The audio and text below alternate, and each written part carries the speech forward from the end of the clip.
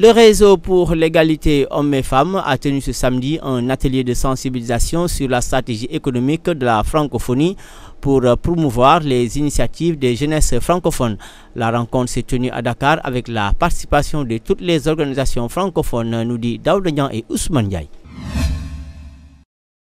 En accordant une attention accrue aux femmes et aux jeunes, l'Organisation internationale de la francophonie, à travers le réseau francophone pour l'égalité hommes-femmes, a décidé de renforcer le leadership économique de ces jeunes et femmes basé sur la stratégie économique. Dans le document de stratégie économique de la francophonie, vous avez vu qu'il y a la vision de la francophonie sur les ruptures qu'il faut mettre en œuvre dans l'espace francophone, à l'intérieur de l'espace francophone composé donc par l'ensemble des membres, des pays membres, pays et États, disons, et gouvernements, pour qu'il y ait une autre approche pour la création de richesses, que les femmes et les jeunes soient considérés comme des acteurs qui puissent produire davantage de richesses qu'il y a. Vous savez, l'espace francophone est un espace polymorphe, très très diversifié, et où vous avez des différences entre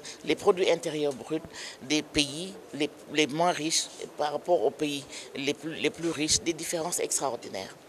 Et ce qui intéresse la secrétaire générale de la francophonie, et je pense ce qui intéresse l'ensemble des membres de la francophonie, c'est pour ça qu'ils ont produit, eux, ce document qu'ils mettent à la disposition des États membres, c'est comment faire pour investir dans les acteurs de développement que sont les jeunes et les femmes, pour bousculer un peu les résultats maigres et très très faibles que nous enregistrons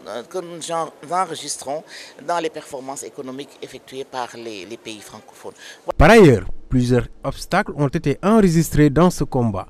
C'est pourquoi ici au Sénégal, à travers le plan Sénégal émergent, l'OIF cherche à mettre les jeunes et les femmes comme les leviers essentiels pour cet ambitieux programme. On se dit tout le temps que la jeunesse francophone, la jeunesse africaine a besoin de s'affirmer. Il y a beaucoup de défis, il y a des problèmes un peu partout. Ce qui s'est passé récemment au Burkina Faso, c'est une preuve que la population, notamment les jeunes, ont une force à prévaloir.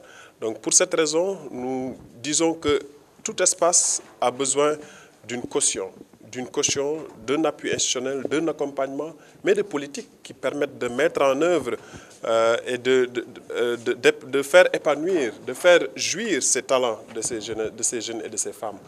Les 55 participants que vous voyez aujourd'hui dans la salle, ce sont des gens qui ont énormément d'expérience, énormément de potentiel à partager et qu'ils vont faire aujourd'hui. Et nous ne manquerons pas de saisir Son Excellence, Monsieur le Président de la République, M. Macky Sall, parce qu'effectivement, dans le cadre du PSE, il y a des axes qui intéressent les femmes et les jeunes, notamment l'aspect économique. Et nous allons également mettre à la disposition de Madame la Secrétaire Générale, Madame Michaëlle Jean, qui est quand même en train de faire un travail extraordinaire, qui est plein d'énergie, qui parle souvent d'armes de construction massive. Nous voulons mettre à sa disposition ce socle de société civile francophone. Cet atelier vise à fédérer les initiatives des jeunesses francophones, promouvoir l'usage de la langue française et participer dans les organes de prise de décision.